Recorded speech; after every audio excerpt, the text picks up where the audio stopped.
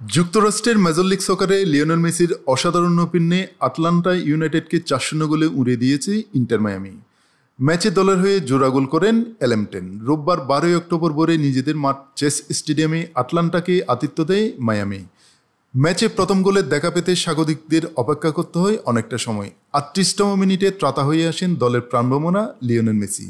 বাঁ পায়ে দুর্দান্ত শটে জালে বল জড়িয়ে দলকে এগিয়ে নেন মায়ামি অধিনায়ক। 1-0 লিড নিয়ে বিরতিতে যায় মেসিরা।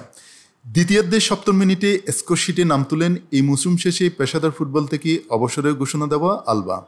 এরপর মায়ামির পক্ষে স্কোরলাইন 3-0 করেন সুয়ারেজ। ম্যাচের অন্তিম মুহূর্তে নিজের দ্বিতীয় গোলের দেখা পান এলেমটেন।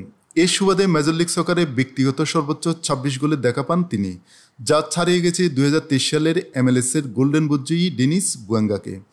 এদিন ম্যাচ শেষে বিদেয়ী সংবর্ধনা দেওয়া হয় সম্প্রতি ফুটবল থেকে অবসরের ঘোষণা দেওয়া আলবাকে। এ সময় স্প্যানিশ তারকাকে সম্মান জানিয়ে একটি ভিডিও প্রামাণ্যচিত্র দেখানো হয়। প্রতিক্রিয়া জানাতে গিয়ে আলবা বলেন, আমি মনে করি আমার ক্যারিয়ারটা খুবই ভালো কেটেছে, সব দিক থেকেই সুবিধাজনক দলগুলোতে ছিলাম। এই ভিডিওতে সেটাই প্রতিফলিত হয়েছে।